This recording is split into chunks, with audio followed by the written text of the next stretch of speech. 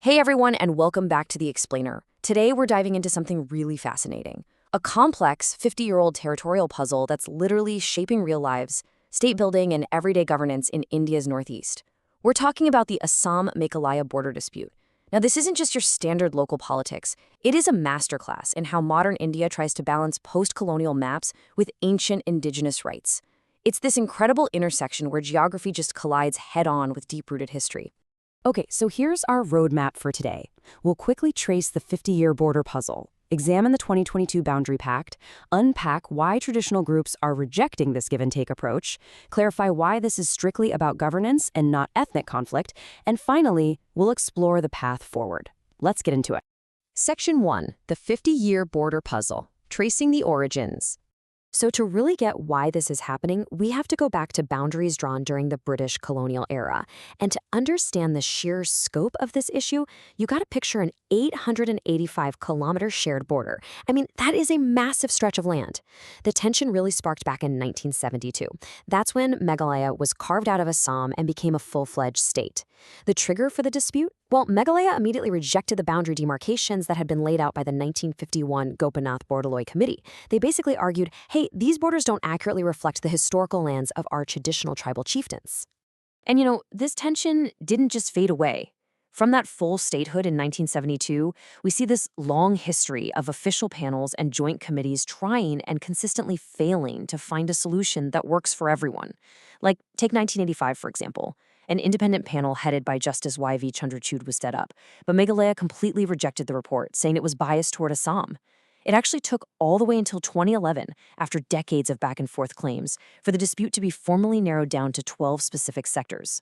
Now, these 12 areas of difference, they aren't small patches of land. They blur the lines across over 2,700 square kilometers of territory. The really major historical flashpoints here are Longpi, which Assam considers part of Mikir Hills but Meghalaya says is part of Garo Hills, and Blocks I and II of Karbi Anglong. These are real places where communities have lived for generations under overlapping, often confusing administrative claims. Section 2. The 2022 Boundary Pact, the government solution. All right, so in recent years, both states decided, okay, we need to finally tackle this. They went with a phased, bureaucratic approach. Both state governments formed regional committees, and their job was to evaluate the contested areas on the ground using 5 very specific principles. They looked at the historical perspective, the ethnic makeup of the local population, the geographic continuity of the land, the actual will of the people living there, and finally, administrative convenience, basically asking which state could most practically govern the area.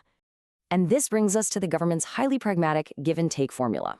In Phase 1, which they finalized in March 2022, they took about 36.79 square kilometers of disputed land across 6 of those sectors and essentially mathematically divided it. Assam took control of roughly 18.51 square kilometers, and Meghalaya took 18.28. It's actually kind of incredible how calculated this compromise was. I mean, it's nearly exactly 50-50, right down to the decimal point. It was a super ambitious move aimed at swiftly resolving half of the 12 contested areas. Section 3. Rejecting give and take, the traditional perspective. But as you might guess, our narrative hits a major complication right here. The Kasi Students' Union, or KSU, alongside traditional institutions, strongly objects to this government-led pact. As their president, Lombok Starwell Marnar, plainly put it, give and take policy is not in its dictionary. The KSU is fiercely opposed to trading away what they consider ancestral lands just to make modern administration easier.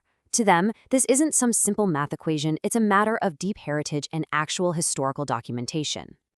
So what we're looking at is a fundamental clash of ideologies. On one side, you have this top-down bureaucratic strategy that leans heavily on administrative convenience and post-independence maps. But on the flip side, you have bottom-up demands from the KSU and traditional groups. They're demanding resolutions based on the original instrument of accession, the actual document that brought the Kasi states into the Indian Union in the first place. They rely heavily on paragraph 20 of the 6th schedule, pointing out that their ancestors cultivated these lands and are buried right there. Their argument is essentially that you simply cannot give and take someone's historical birthright.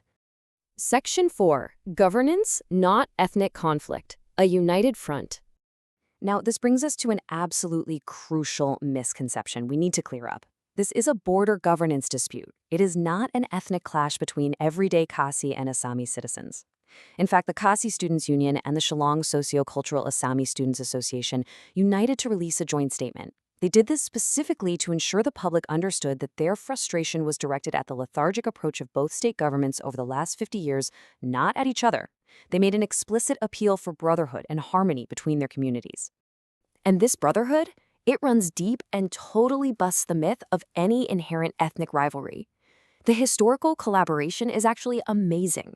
Did you know Khasi archers fought in the great Assamese general Lachit Borphukan's army against the invading Mughals? It's true. And jumping to modern times, the KSU and the All Assam Students Union are powerfully united under the Northeast Students Organization, or NISO. They share common goals and have supported each other through major regional movements, like the anti-foreigners agitations. This cements the fact that there's a deep cultural exchange and strong political alliance on the ground, completely regardless of where governments try to draw a line on a map. Section 5. The Path Forward, Bridging the Gap. As the governments push into Phase 2 of talks to resolve the final 6 sectors, which includes those highly sensitive areas like Longpi that we mentioned earlier, some massive hurdles remain. Now, the big buzzword surrounding these negotiations is cooperative federalism. The Assam-Meghalaya Pact is often hailed as a shining example of it. Basically, it's when the center and states collaborate to solve common problems. But successfully pulling off cooperative federalism in this specific region, that requires a seriously delicate balancing act.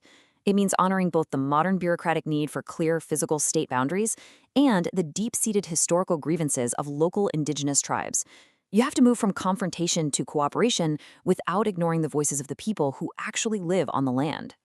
So, I'll leave you with this to think about. How can cooperative federalism successfully bridge the gap between present-day administrative convenience and indigenous historical land rights?